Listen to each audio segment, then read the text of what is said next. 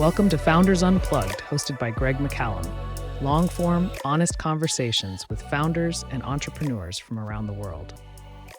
Yeah, well, it's a 2-hour podcast, so I'm going to take my time. So I grew up in a Punjabi household, and I think one of the things I really learned from that was the sense of family and treating even people who aren't even family, if that makes sense, like friends as family. And I think that's been really integral to how I do VC today and how I think about things, about building trust and relationship and treating people as if they were family, and this open door policy of, being there through the hard times and sort of tough times. But skip forward through my cringy 5-year-old loving Power Rangers to, maybe some a bit more valuable and useful. So I studied kind of like chemical engineering. I had no clue what venture was, private equity or finance. I knew there were jobs in the city in finance, but nothing more else, to be honest. Most people I knew around me were probably carpenters, worked at Heathrow Airport, or were sort of doctors or working in NHS. So I didn't really know much of that world. It was completely demystified.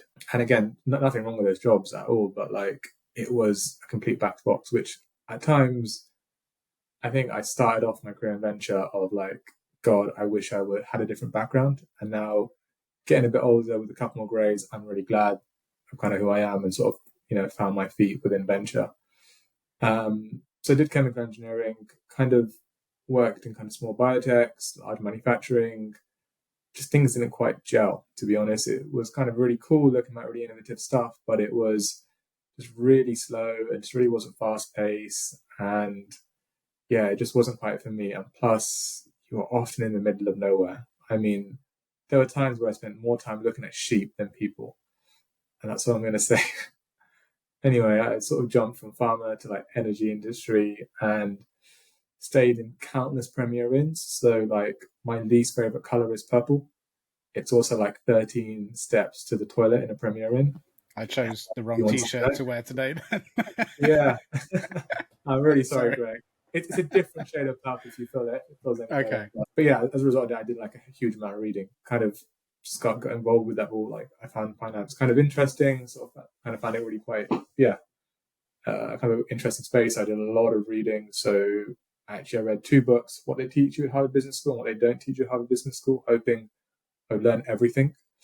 I didn't, but what I did learn is some guy was pursuing a career in venture capital and going, that sounds really cool. Looking at really innovative stuff, seeing how it could disrupt the world and, investing it and believing it and so going forward. So I was cool, I want to do that for the rest of my life. And I think the next day started, downloaded so many courses on Udemy. I cold called so many VCs. They're I know nothing of venture, but super hungry, got a really interesting tech background, think I'd be valuable for you. Can I work for you for free? Or even can I take 2 weeks off work and work for you for free just to even hear your meetings?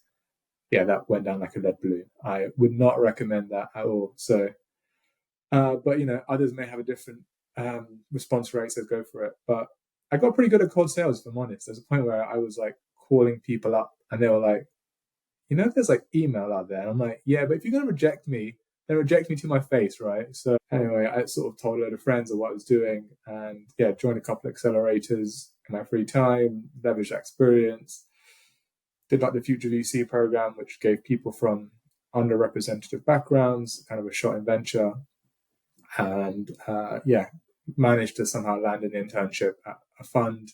Was there then for 2.5 years, and through it I was this job's for me. I just absolutely love and fell in love with it. It was just this sort of dynamism of looking and reading about the really cool stuff day in, day out, and spending time with people at the end of the day. These are people's jobs, and I just find it incredibly rewarding. I appreciate every VC probably adds very little value to a founder and startup. There are some that do, and some have got a crazy amount of experience and boards and stuff like that. But I think there is huge value in just being there and just giving a damn and just giving a shit and being I probably don't understand what you do, but what do you think you need help with? And I will kind of move heaven and earth for that. And that came out of a bit more of my philosophy, kind of how I did things. But yeah, did everything, read venture deals, listened to 20 VC podcasts, became a bit of a finance bro, bought myself a gilet to blend in, but didn't really, anyway, I just kind of got more and more obsessed with it. And then I think I started to try and copy other VCs, was probably the second bit and kind of my story. And it didn't really work, to be honest, just didn't feel like me. And I was kind of like, oh God, I wish I, did investment banking, did private equity, had a really wealthy father who could be an LP into fund to get me a job at a VC. Like, I don't know. And then I met some, great friends who are like now mentors, and just really reminded me of being me and seeing like yourself as like a superpower. And I just felt like, this kind of constant act of kindness, constant treating people as like family, even though they're not. And that kind of helped me. And that really helped me build a brand. And that helped me give me a lot of respect, where I've got other founders recommended to other people. And I was like, hey, the VC is already doing this. And, maybe, it's because my background, I can really excel at this. So that was sort of kind of how I played VC. But long story short, after that, sort of wanted to go later stage, wanted to do a bit more science and deep tech stuff. So at Mercia now, so I've been there for about over a year now, focusing on kind of seed Series A opportunities. And just because I, like to waste money as a millennial, instead of buying avocado and toast, I write angel checks. So I write angel checks into companies. And my philosophy in kind of angel investing is, before I invest, let me try and add value to you. I think when you work a lot pre-seed, and I think something I realized in venture is like the privileged position you're in. These people, they have, this their livelihoods at the end of the line. They've quit, incredibly impressive jobs to start this business, working day in, day out, and there's huge stress on their family and loved ones and friends, and it's a very uncomfortable journey, not knowing what's next. And to be therefore be on a cap table, being part of something really successful, like you need to earn your place within it. And so that's kind of how I sort of do things and how I operate a venture. Incredibly long-winded story. I think I've probably beaten every guest on the longest intro, but hopefully that was useful to pick apart, judge me, etc. I've had longer, I'll be honest. So you haven't quite beat the record, I'm afraid. Maybe I should start keeping record of that, and we should have like a leaderboard. Yeah. But no, great intro, and really, I think you're right. I think that gives a really good insight to kick us off into sort of your makeup, right, and what motivates you, and how you got into where you are today. But you said something that really stood out to me, which I want to pick on. You said when you first got into VC in the form of an intern, that's when you fell in love with it, right? What is it about VC specifically you fell in love with? Yeah, it's like it's the founders. Like, it's Right. being the dumbest person in the room every single day. And I probably shouldn't say that as a venture, when you come across this knowledged owl. But like, the smartest person in the room should always be like the founders and CTO. That's their vision. And it's like they are selling you this vision that you want to believe or hope to believe. And then you get to be a part of that journey, which is just like incredible. And, being a part of it, being a sparring partner, and then becoming, super expert in that area, or learning so much about it. That's like incredibly fun. It's that continuously learning and thinking about where the world's going to be and who's going to be with, and then get to have a shot of being part of that journey. Like, I don't know what it is, but for me, that's just like incredibly exciting. Yeah. I mean, do you see it as like it's almost a privilege to some degree, right? Yeah. To be asked to be part of that journey. Yeah, Definitely, and I think you should fight for your place, kind of on that. It's sort of my belief on it. And you give. I mean, founders are working, probably 100 hours a week, 80 hours a week. I don't think they should be, or what it's worth. But at times, it works really stressful. And then you just kind of quietly jump in and jump out of that world for like, maybe an hour call every week, or a 30-minute call, or every board meeting, and see how it's going. And then learning about all what they've done and all the, intricacies of that market and that sales process, kind of in that board meeting. And then you just learn so much. And then you kind of build a really strong understanding of it. You then build a network, and then you kind of learn a lot more about it. And I think then also learn more about people as well, which I think is really interesting, and like very philosophical things of, passion in my view of, you've got to be don't want to say insane, but it's going to be pretty crazy to start a startup, right? I think insane is probably a good a good word And so to then use. you kind of like I was thinking of stuff like, you know, what is insanity? What is like passion? What is this? What do these things mean? And Mm. more people you experience and meet that you kind of figure, I don't say you figure it out, but you get a much stronger sense of what you maybe initially thought it was to what you think it is now. And it's probably for me, it's going to change in like 10 years from now. And so that those things, it's always just quite an interesting, like intellectual like debate I have with myself.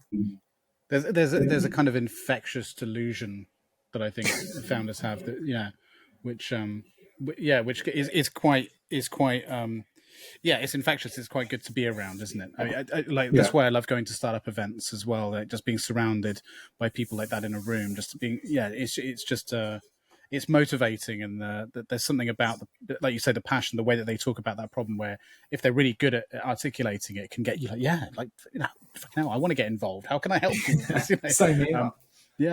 Which is a sign of a good salesperson, I suppose, as well.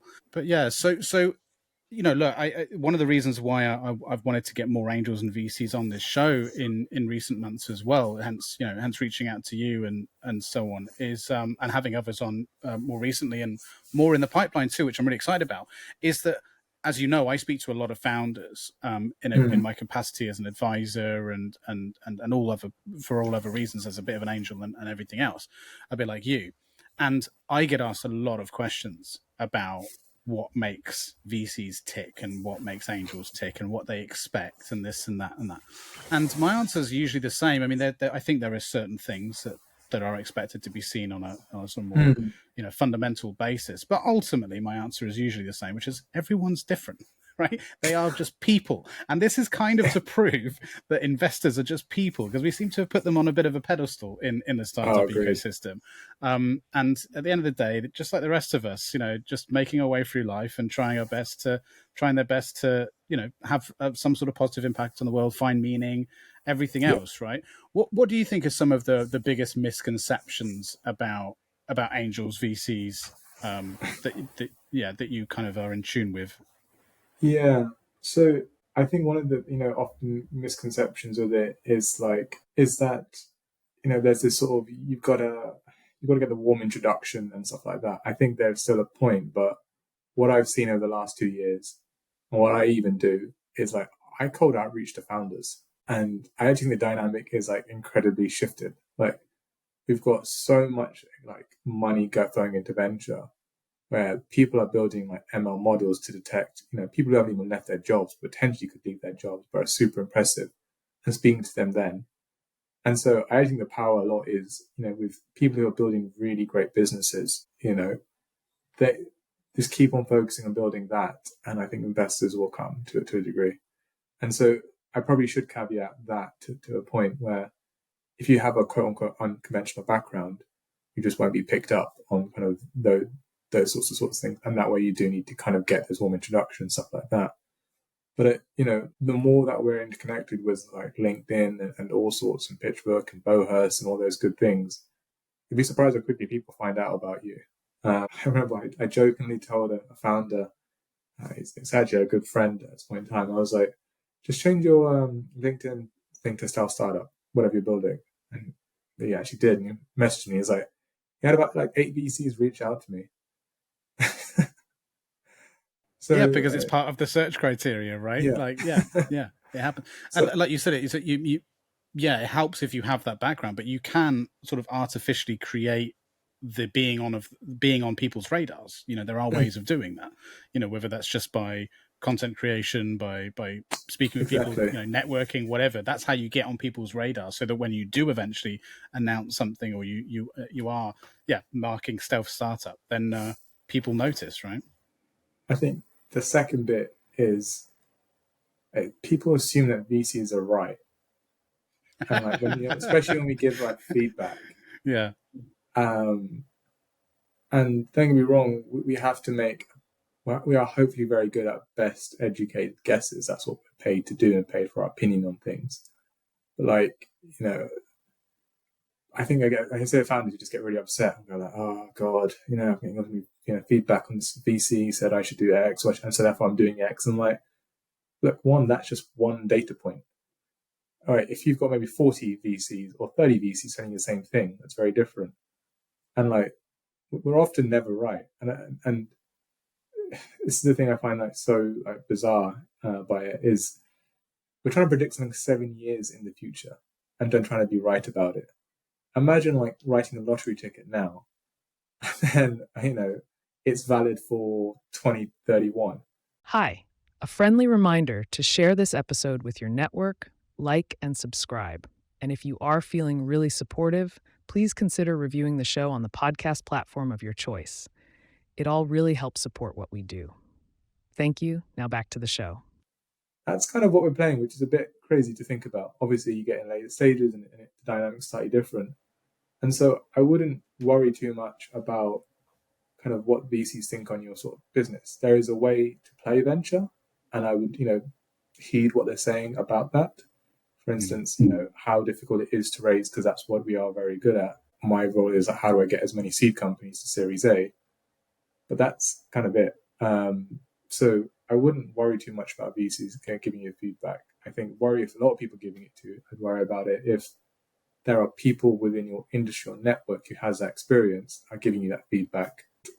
Then I'd maybe be concerned of making that changes. But hey, if a consumer brand business and I reject and because of X, Y, and Z because I don't believe in it, or someone else, you don't believe in it, then don't do it. Like, I don't know your business as well as you do, and I don't understand the industry as well as you do. So just making the best educated guess. That's probably sort of point two. Point three, I think the funny thing is a lot of the VCs, they often like backing businesses who don't need VC money. And what I mean by that is, it is, someone put it quite nicely, and I think I want to find a better analogy, but it's like a drug. And, you become, I think founders, when they get more and more, I feel like they need to raise, 1 million, 2 million, 3 million, 5 million, 10 million, 100 million, or whatever. Honestly, if I was having my own business, I would try not to make it VC backable or not try to raise venture funding unless I really, really had to. And I think that's the other missing unit is like, do you really need to raise venture funding? Because it is incredibly tough. Like, one, you've got to deal with people like me all day long, right? You've got to accept that there's going to be 100 no's each time of people who are just looking at your pitch deck for 2 minutes to making an assumption. And then you've got to deal with us being on the board and telling us this is how we think the business should be. It's probably not what you want to have, right? And you then think about, but I could be like $1 billion business, but you probably give away like 90% of your wealth, like of that company, right? And even then, it's not quite guaranteed that you'll get the money. Well, I think if you grow a business to, not say that it's easy, but to 1 million, 2 million, even bootstrapping it, you get to play on your own terms, do it in your own way. You may get, a marginal increase in kind of wealth, but is the risk reward worth it? I don't know. From an outside perspective, it probably isn't. So I think that's like kind of like point three on the whole situation on, that VC pedestal bit. And then I think fourthly this is my own personal tribe, being from like pre-seed. Now that I'm in seed and maybe Series A, financials don't matter as much as you think they do. And I see people's arguments of, oh yeah, but this company is going to be worth like 10 billion in like 5 years. And I'm like, well, it's assumption on assumption on assumption on assumption. For me, that's a bit of a red flag. So you're not talking about the other important bits of your business if you're using that as an argument. And so don't worry too much about your financials to a degree. I think, Series A, where you maybe got some metrics, even seed, you should be looking at it a bit more, but don't be like forensically analyze it. It sort of just get shit done, move along, get customers, and focus on building those right processes in place. And then the finances are on as a byproduct of that, as opposed to that. So those are probably my 4 or 5 things on sort of venture. Yeah, and you mentioned about like the fact that you're now more focused on seed and Series A. What are some of the key different, because of, like, for example, with my own business. Well, actually, before I ask that question, I should point out we're going venture, and much like you, for many years, I said I'm never going to do that for all of the reasons you just listed. And the problem was, it came to the point where we were looking at the problem we're trying to solve in the world, and I believe it to be a really important problem the world needs to solve, if we want to get to where we want to get to with the next generation of AI. And I'm like, look, so for me, I'm just like, yeah, okay, even if I walk away from this and, we don't make $1 billion company, or if we do and I only get, a very small percentage of that, et cetera, et cetera, et cetera, worst case scenario, we've solved that world problem. That's going to make me a happy man. Awesome. I'm going to make the world a better place. That's more important to me. And I think that's, and unfortunately, like in the pursuit of that over the last year, everyone I've spoken to, friends of mine, investors, VCs, angels, have said, you're gonna have to go VC, man. I'm like, shit. So here we are, like a month away from announcing our seed. But yeah, so with that context, then maybe you understand why I'm asking this question too. But we really grappled with whether or not we should be announcing our raise as pre-seed or seed for a while. And so I'm just curious, from your perspective, what really are the key things to differentiate that from your perspective? So like pre-seed, it's probably like your first institutional raise. You may have raised a bit of angel money or not, but often it's within the UK, it's probably up to sort of 2 million. You know, people don't expect you to have traction, but I think if you do, great. But it is about the kind of vision. It's about the team. We can start to see some sort of magic happening within yourself, and there is some sort of outlier within it. It's often like, outlier in experience, outlier in kind of momentum within your pipeline, and things are moving quickly, or something that we see like there's some magic here. And we think with that magic, you can exploit and create a big market. Within seed, again, this is more focused on software businesses and kind of AI. Again, it does vary dependent on end to end, but we're starting to see some levels of traction. And there's kind of like early seed, there's kind of like late seed, there's kind of like mid seed, and this is, I guess, really difficult for founders because every VC is like, yeah, we do seed Series A. And we're like, oh, yeah, but we don't do early seed. So it's not one for us. We actually do late seed. And it's like, splitting hairs at that point. Founders, right? And I think the way it's sort of taught, it's like people assume that venture is like this monolith. Like, yes, I can put a hat on your head and say you're pre-seed, and put a hat on your head and say you're seed. It's actually kind of really nebulous and varied. And it's driven by, because like VCs, we want as many options as possible. So if we kind of say we do late seed, we may miss out on a really interesting early stage seed deal, but kind of for that reason. So, often I find that people who do early seed can kind of get it. They are building something very interesting, or they do have that typical quote unquote venture background. They're probably something really senior, they're a second time founder, that the VC can kind of outweigh the commercial risk and go like, I believe this founder is going to execute and do something really, really great. Again, the sort of market risk, or that, the product is maybe a bit more, technically advanced, right? I'm guessing what you're building is more advanced than a kind of glorified Google form. I could be wrong. Google Forms are amazing, by the way, but like that's kind of my We're point. building the Google Form competitor, so you've nailed it. No. Yeah, it is. It's a bit more deep tech, which is exactly why we decided. So you could probably kind of like, okay, well, there's probably a bit of a moat, and therefore I could be willing to entertain more of an early stage seed, and that's probably where you're doing up to maybe like 100k, 200k ARR. And then you've got probably mid seed, which is like 400, 500k ARR. And that's typically for, I guess, funds who, really play in that seed Series A and they don't play on beyond. They can't kind of arbitrage their position for it. And so they are quite laser focused, and I guess maybe into late seed funds as well, of how quickly can I get this to sort of Series A. And that's where focus, because if we make as much, make our position as big as possible within seed and like late seed, we can then arbitrage it with Series A. But like if you're playing an early seed, you're typically maybe a multi-stage fund where, okay, fine, maybe I overpay early seed, but I've got Series A, B, and C and D to make it up. So it is like really confusing, and I'm sure it's probably founders and people trying to understand what I said there. But understand kind of where they play, I think, indicates it. So for us, we typically do seed Series A because we write checks up to sort of 5 million within our kind of seed fund, but usually do somewhere like 1 to 2. And so we are like laser focused of like, can this company get to Series A within 12, 18 months, period.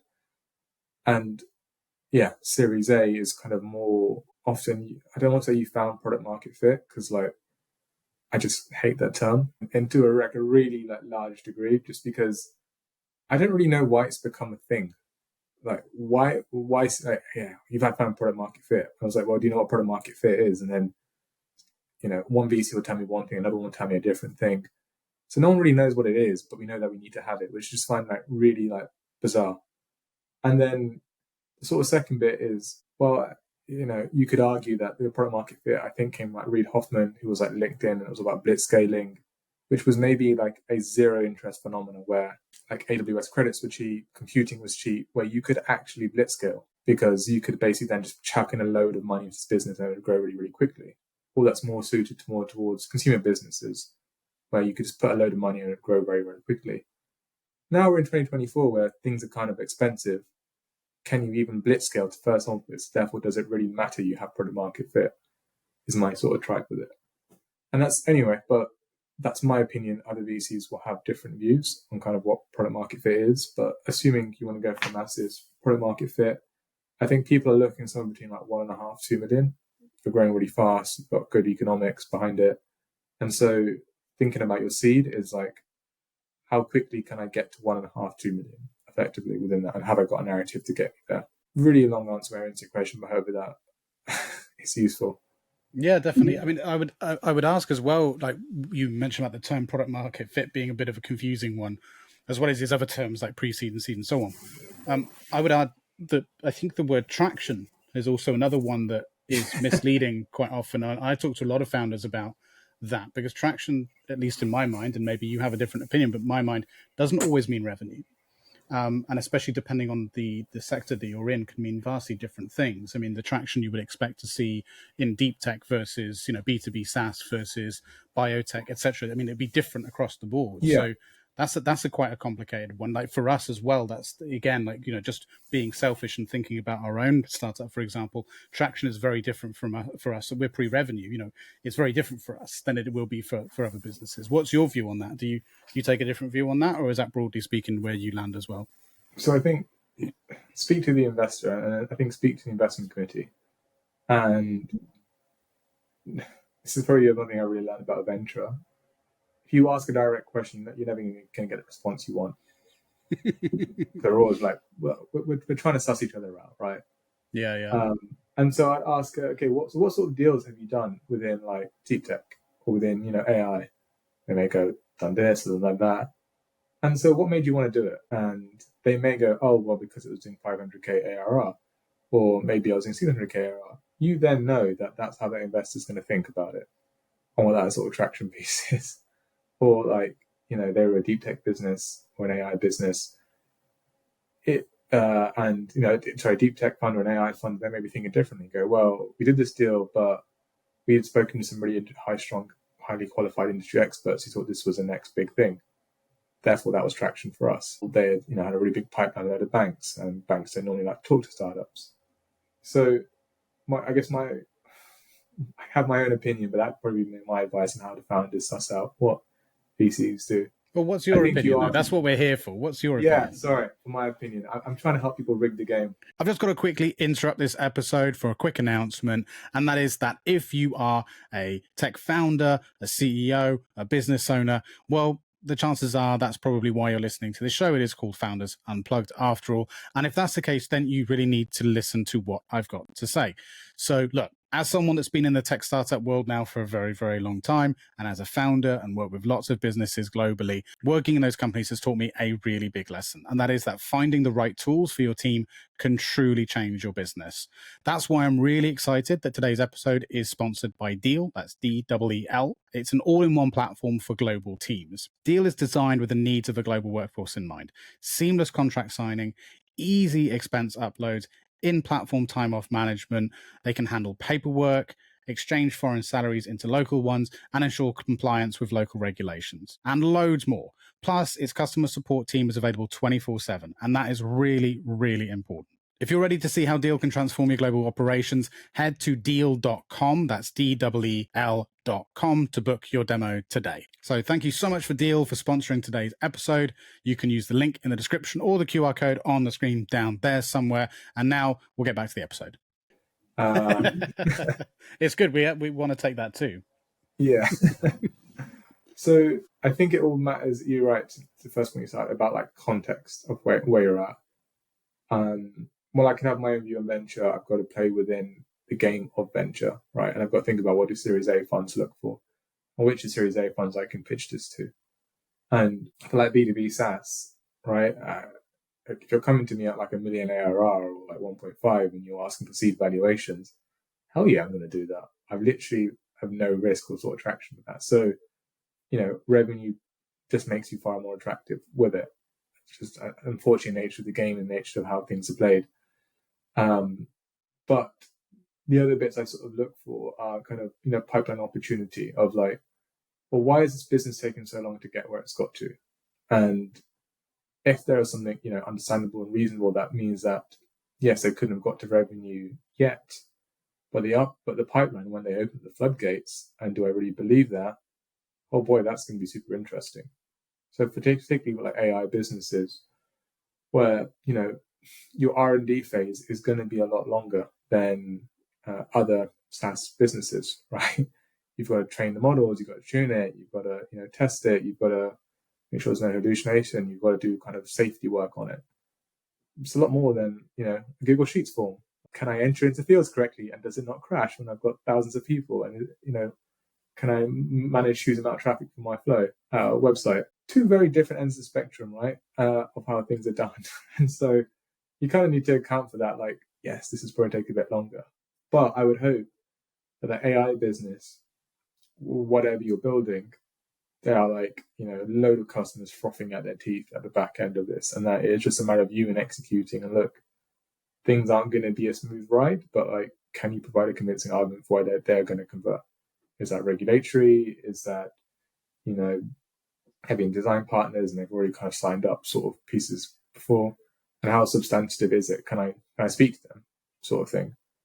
That I think is super, informative of how to do things. But revenue is king, right? I think you're going to open up far more doors with VCs on that. And especially, again, if you're not a quote unquote second time founder, where is it easy for you to play that early seed game, would be my bit. And then, like deep tech and life sciences. I mean, most of my deep tech and life sciences sort of Series A funds I speak to, or Series B, like, they're shocked when they hear revenue. So I'm like, okay, I'm not worried about that. As long as you're, speaking to the right customers, there's early engagement, maybe the people are on the cap table who you potentially acquire to. That's good enough. That's good enough for me. And, it's a scientifically tech de-risk, because I should hopefully believe that when you do build the product, the market risk is so very low with what you're doing. And this is, I think, sometimes where people fall foul of with, sometimes with some medical devices. Like, they'll build something really, really cool. Actually, it's really darn the bloody sell because the distributor is really challenging and difficult. Maybe that, doctors don't want to use it, or it gets really, they're not incentivized to maybe sell that product on forward. So it's actually, the market risk is actually still really quite high, but you've kind of assumed it is because it's sort of a life science business. So that's the thing I kind of think about when I'm looking at this life science and deep tech businesses is, once you've built the goddamn thing, which is going to need a lot of money, and things just may not work because of the law of science, but it does, like, boy, it should be really easy to sell. Yeah. Good answer. Well, from your own portfolio as an angel investor, what are the things that attract you the most in terms of businesses and founders? What are the sort of key attributes, either from an industry sector perspective, or the personality type that you're looking for? Do you know, or is maybe the second part of that question more of an instinctive thing that you haven't been able to quantify yet? I get so many like young VCs that ask me like, "What's your thesis? Like, what's your Well, it's like I avoided that word. yeah. So thesis, and it's just like, yeah. And I'm like, vibes, like vibes, yeah, vibes. It's premature. Like, I think thesis can be dangerous. To that point I made earlier, that like we are often wrong about things. You're going to peg your career on something, you don't know whether it's going to work. You can take very broad, holistic views of, I believe in VR, or I believe in AI, or I believe in blockchain, or whatever. Cool, fine, because it interests you, or whatever. But like, you have to be really granular about something. I mean, that's a pretty risky game to play in venture, in my opinion. So, especially in this day and age where things are, accelerating at such a rapid rate, and I think that the lines between certain industries are starting to get blurred as well. And like, I think there was like a time before where our big tech moves slowly. or they don't really care about it, or like enterprise moves, sorry, they're never going to build this. I mean, we're going to build something quicker. They're moving pretty goddamn quick because I think they realize the value in what's this tech. Like, I mean, the way that Microsoft's been moving with AI, right, over the last 2 years, or even Amazon or some large degree, like, you know, you've got the money and you've got like the force power. As long as you move in unison, like they could do some really damaging things. So yeah, the way I sort of think about my kind of portfolio is like there's a thing I sort of, again, I don't think a lot of them know this, but the thing I often think is like, would I trust you with my own son? I don't have kids, so maybe a hypothetical son. I may have a daughter, but like, are you a good enough person that I would probably trust you with them? I'm not going to dump my future son or daughter on their doorstep or whatever. But I think that's the important point is like, will they really give a shit? Because you can quite easily find out about people who are fundraising for their own benefit, quite obviously, by asking that question, or for not for the right reasons. And it's not, you know, I mean, the founder of, was the CEO of like Revolut, like he's an incredibly smart, focused individual. People's skills have been questionable at times, is all I'm going to say, with what he said. Would I trust him with my son or daughter? Probably not. So I may lose out on that, like those sorts of opportunities. But ultimately, like it is a really risky stage of getting in so early at this business. He may screw me over. He may not give me, you know, EIS relief for some of my investments. He may not tell me stuff, whatever. It gives me some certainty that, okay, I'm quote unquote getting into bed with the right people. So that's like something I think about. It's like, are you just a nice, decent human that I could trust? That when things go to plan and I can give you go like, hey, what's been going on? You don't, you know, want to punch me in the face sort of situation. So that's kind of 1.2.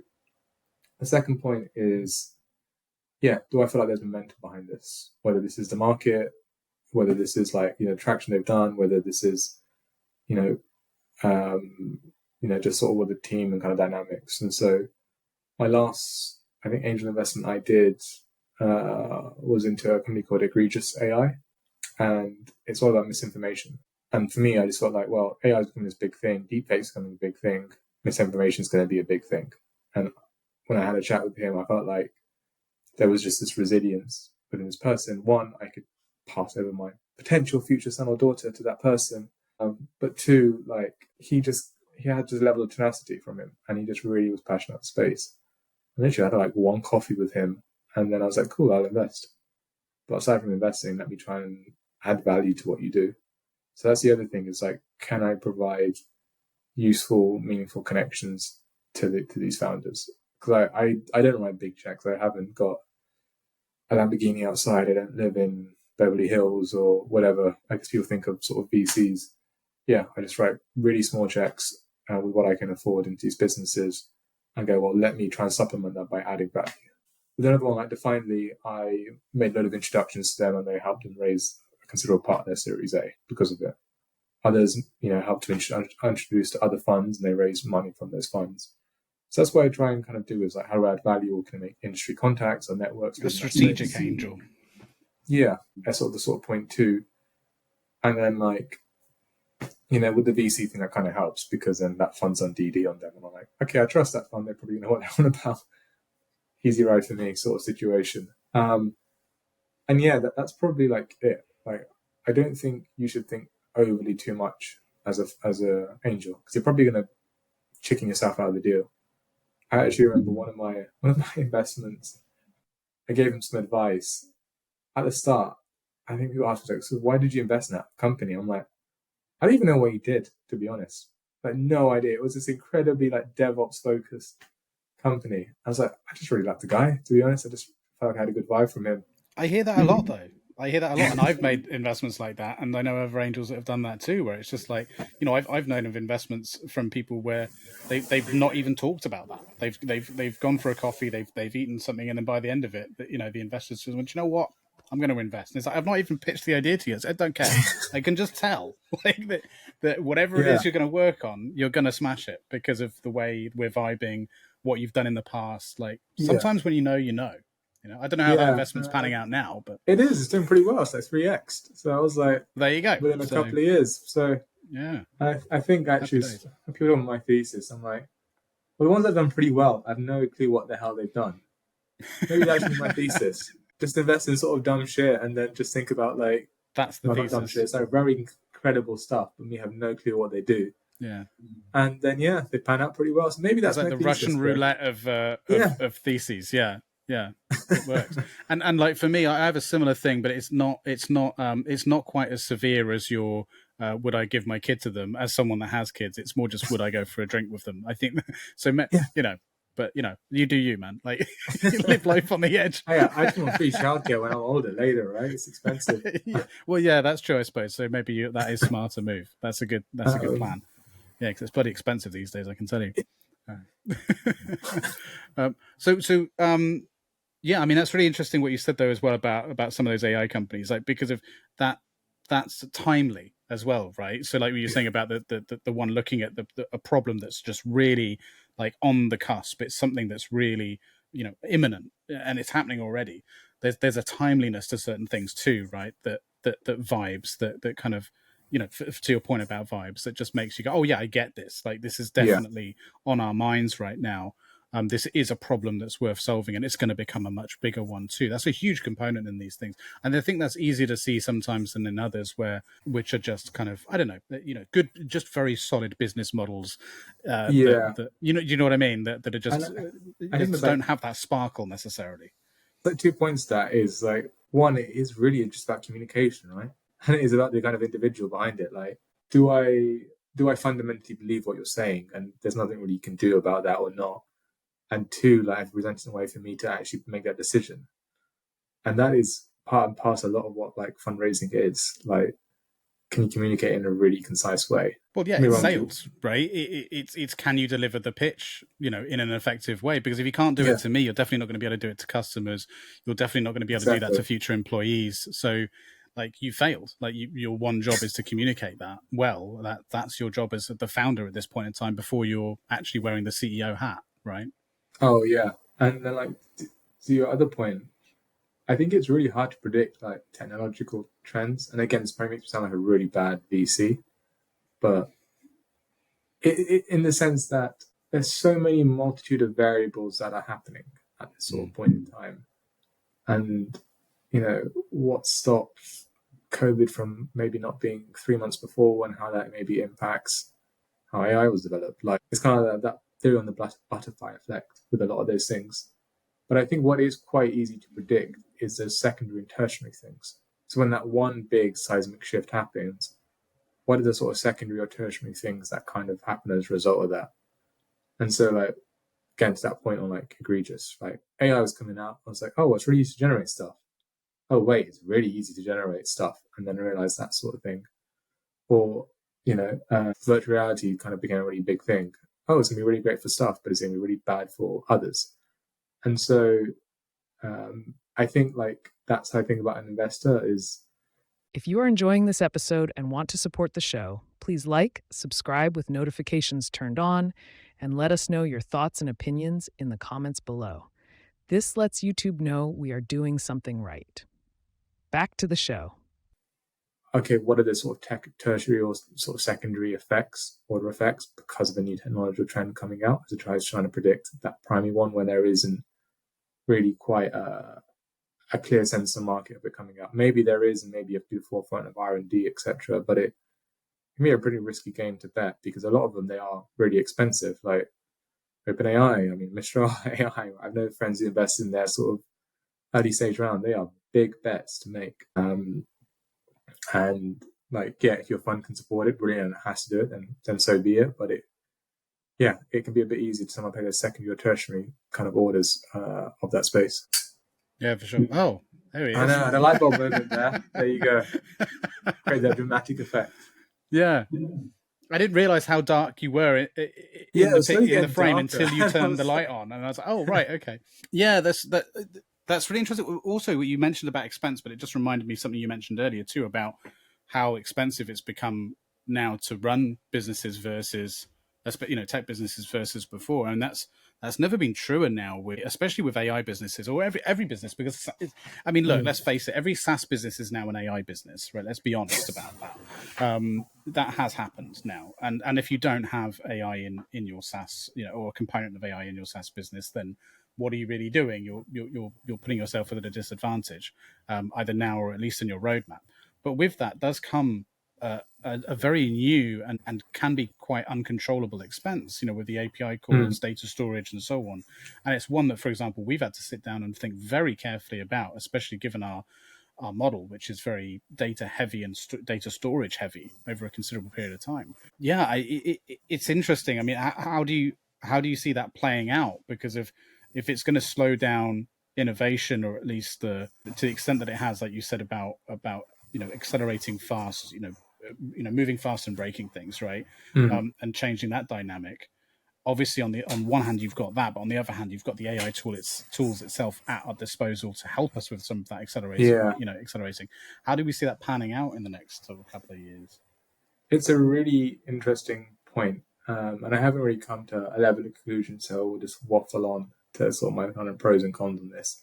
To kind of have my tinfoil hat theory on it, which I unfortunately don't have with me. That's true. But think about the cloud providers who are providing what you're providing, and it's Amazon, it's Microsoft, it's Google, and I actually worried about they know probably who you are, what you're building, and getting involved with you early. Could they cap what you're doing? Could they make it harder for you doing what you're doing, or do stuff and make it really difficult in particular spaces for it? And yes, regulators can come involved, but they move very slowly, and it can be really damn challenging to play. So that's kind of one point I find really, slightly worrying. And then I think you kind of have to think about GTM and sort of sales a bit, because they often own distribution with a lot of these things. And there was this, again, to kind of give, and then you also the foundational model perspective as well, and of what OpenAI is sort of doing. I remember there was a point where everyone was like, yeah, we're going to be a co-pilot for this, or we're going to be a chatbot for this, make it really easy. Next week, OpenAI Copilot came out, made it really easy for people to build stuff. And now Perplexities is doing something, and now I think I saw OpenAI wants to do their own web browser version. It's actually really can be quite difficult. If people already have existing distributions, how do you play and how do you win in that space?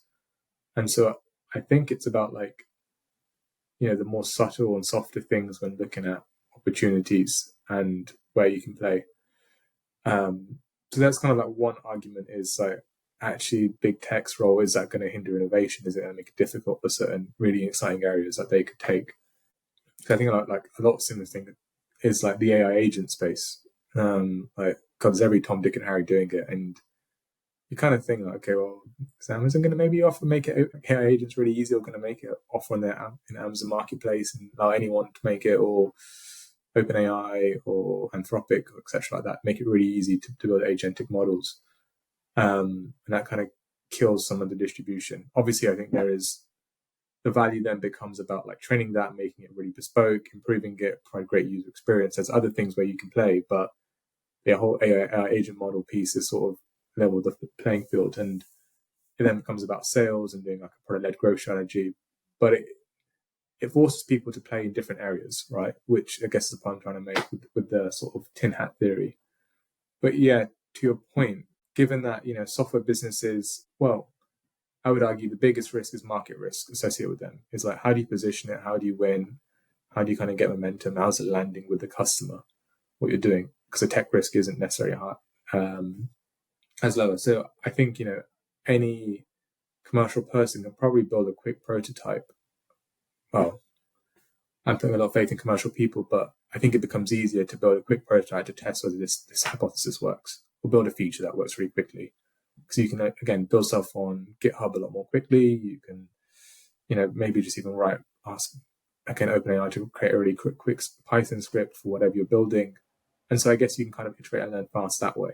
From that perspective, and the tooling becomes a bit easier for you to build interesting stuff and test the market risk. But the underlying tech cost of building what you're building, it just makes it be incredibly expensive. If I'm honest, I mean, energy prices are going through the roof, and you're sort of feeding that on. I think when I was starting venture, I think AWS offered I think it was 100,000, 200,000 pounds in credits, or a lot of amount of credits, and then all of a sudden they just capped it to selected few, which really disrupted a lot of founders. Feel oh, I thought I had more runway, now I don't. or if I'm selected for that, then it makes sense. So it becomes really quite difficult. And yeah, everyone kind of quotes their gross profit being like 96%. And it was like, you just had inflated, you just had no AWS credits to pay for. And that stuff stacks up. So thinking about architecture and thinking about it really like efficiently becomes going to be more and more of an important thing. You've probably got to think about an early age. Sorry, not early age, but an early start of your journey. It worries me as well from a pricing perspective, like, with my commercial hat on and having helped founders develop pricing strategies again and again and again. Traditionally, at least pre-AI revolution, I guess, it was a fairly and again, like to your point about the generosity of a lot of these larger companies, providing these credits and all this assistance, it was a lot easier to come up with a pre-seed or seed early offering that is in a price range that is compatible with your early offering, limited features, and to get some segment of your customers on board, find those low hanging fruits and bring them on board. Now it's really thrown a spanner in the works, because now when sitting down and trying to look at those pricing strategies, you need to make sure your costs are covered at least, and on top of that, you've quite often got some fairly technical people involved if it's going to have an element of AI. So your overall costs have gone up, just from that perspective, let alone all these other costs, and that has to be passed on to the customer, and it makes it very difficult to actually break into that space, because then suddenly the expectations of the customer are that your solution is going to be a lot more further along than it is if it's at that price range, and so on and so on. And that's not even to mention the fact that now, I'm a big believer that, whenever people talk about competition, you shouldn't just be looking at the businesses that are directly competing with you, but literally any, especially in SaaS, any SaaS subscription a business has or an individual has, you're in competition with right now. You know what I mean? Like anyone in their tech stack, 100%. like you're in, because if we're in a subscription overload, that there is a bit of a SaaS bubble here, and there has been for a while. So it's not even mentioning that for CFO to even justify the expenditure of bringing your subscription into their business. So I just feel like it's stacked against early stage SaaS companies, especially now, like it never has been before, which is a real 100%. Shame. I mean, like, again, you got big corporates or your customers who may be paying for, well, budgets are being tightened. It wasn't before, right? People had maybe more discretionary spending within their head's department, and a CFO wants to look at it, or a lot of firms are kind of have to make cost cutting measures and have to go through their tech stack. Do we need this? Do we really want it? How do we validate it? And it can be sometimes quite difficult, because there's like a lot of products that are kind of quite like Apple, if that makes sense, like just really intuitive to use. But how do you build a business case around that? Like, I prefer using Slack as opposed to Microsoft Teams version of it, because it's just better. But that's really hard to kind of play and create a business case for. So it is, definitely more and more sort of challenging for it. But I think this is kind of why I love about entrepreneurship is, it doesn't matter. Like, entrepreneurs will just get it done. It wake up tomorrow and someone will figure out a solution to kind of get past these problems and get through it, and they'll just keep on fighting. And it's not like maybe one person may not get it, but the other person does. It's just this relentless underdog story, right? Which just makes it ever more fascinating. Pivot. Where's that resilience? That's what you need to demonstrate. Yeah, it's never. I mean, that's why technology. I've always been in love with technology as a sci-fi nerd as a kid and now, and wanting to try and see that world come to life in reality. That's my dream. One of the amazing things about that dream is also the most difficult to come to terms with, which is the fact that it's about constant change and innovation, which is both exciting and in equal measure can be quite terrifying and difficult to stomach if you're in it and trying to navigate it, right? I think that's actually a really good point of like what I've seen from second-time founders and first-time founders. First-time founders, and I absolutely understand why, but they feel like they need to hurry along because everyone's telling them to get to million ARR as quickly as possible, or get like this, or product needs to be shipped. You need to kind of learn quickly from your customers. I feel like second-time founders, it's just like, no, this isn't quite fitting right. Like, I'm getting customers, but this isn't quite perfect. I'm going to reiterate and improve. And it's that kind of, I don't want to say, perfectionism across it, but knowing when it's not good enough. Because, when you're hopefully raising your Series A, Series B, you know that inefficiency is going to really blow up at a later down the stage sort of situation, or it's going to be incredibly hard later down the line, you having gone through that.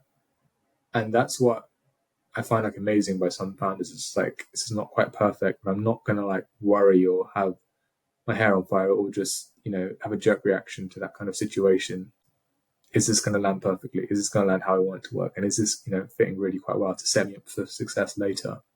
And don't get me wrong, there's going to be always decisions where things aren't going to be perfect and you kind of have to rush through things. But knowing when to put your foot down and when to put your foot on the accelerator is, I think it's something I'm really impressive by some second-time founders I've met.